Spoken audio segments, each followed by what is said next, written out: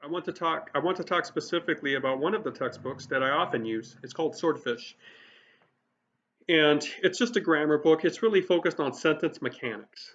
All right, and it starts in a very, very basic spot, insultingly basic for some of you. But I wouldn't skip that starting spot. I might move through it quickly, but it really does scale up in terms of the learning curve rather quickly. And you know, start on page one and read it as fast as you can until you feel like you need to slow down, and then slow down and get the concepts. And Swordfish is all about sentence mechanics. It's all about learning the different parts of a sentence: the subject, the verb, the objects, the complements, the interjections, things like that. So, and once you begin to get a handle on that, you can become a better wordsmith down the line, and you can begin to give structure to your sentences in an intentional way that will really aid you and your reader in the flow of your reading and in the complexity that you can build into the surface level of your work. And you either know grammar or you don't. If you don't know grammar, you're flying blind, if you will, and kind of just making it sound as you want it to sound if you were to read it aloud. And good luck with the mechanics, the grammar, and getting everything right on the surface level. You might be brilliant on the substance level, but the surface is going to present its problems to you.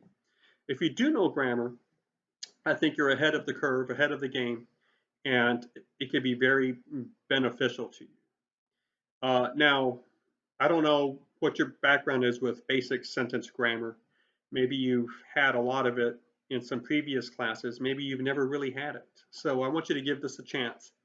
And, you know, now that we're talking about this, here's the student that is brilliant on the idea level, but is horrible on the surface level.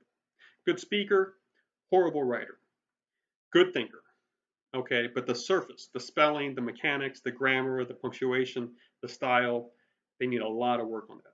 Now here's, on the other hand, someone who's very good on the surface level issues: style, grammar, mechanics, all of that, but really, really doesn't have an original thought for, you know, for their own life. So, they need help developing creative paths of thinking.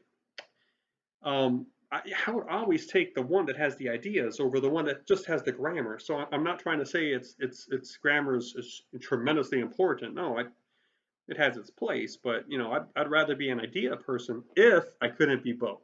Why don't we try to be both, right? That's one reason I'm very interested in what you're reading. And are you paying attention not only as you try to get the content of your book, but to the way the author is crafting the paragraphs, making the flow work, creating um, um, variations of sentence structure to help you deal with the long text. Well, let's go for both, right? Substance and surface. Um, bear with me a little bit more. I want to give you a word of advice about Swordfish. It is a grammar book. And some of you might be like, well, I already know what these are. I know what a verb is. I know what a subject is. Well, hold on. It's not that easy. Okay. Take the word run. Do you think the word run is a noun or a verb? And the right answer is, well, it depends, doesn't it? Because if you use it in a sentence a certain way, it could be a verb. If you use it a certain way, it could be a noun. For example, the run of the ninth inning won the game for the baseball team. At that point, that is a noun. Okay. How about this? Running. Is that a verb or a noun? It depends. I was running. That's that. In that case, you have a two-word verb, was running. Okay. But what about this? Running is my favorite sport. Well, that is a subject, right? Because it's the subject of the verb is. So it has to be a noun. It's actually a gerund, but that is operating in a subject spot. It's a subject. So it's not a verb, that's for sure. So you got to be careful with this. Take the word table. I think you're getting the hang of it, right? It just depends. You can talk about the table in the kitchen is brown. Well, that's a noun. I want to buy a table. In this case, that's a direct, that's an object. So I bought the table. That's your direct object. It's a noun. But we tabled the discussion, or we tabled the issue. Now we have it in the sense of a verb. So you got to get past the idea that a verb is an action word, and you also have to get past the idea that a noun is a person, place, and thing. Those are very rudimentary ideas that help the beginning mind deal with the front door of grammar. It's time to move into the house and get a little more complicated. So we need a new definition for a verb. Now, the very first thing you need to learn how to do when you deal with swordfish is you need to learn how to find the verb of the sentences you are given.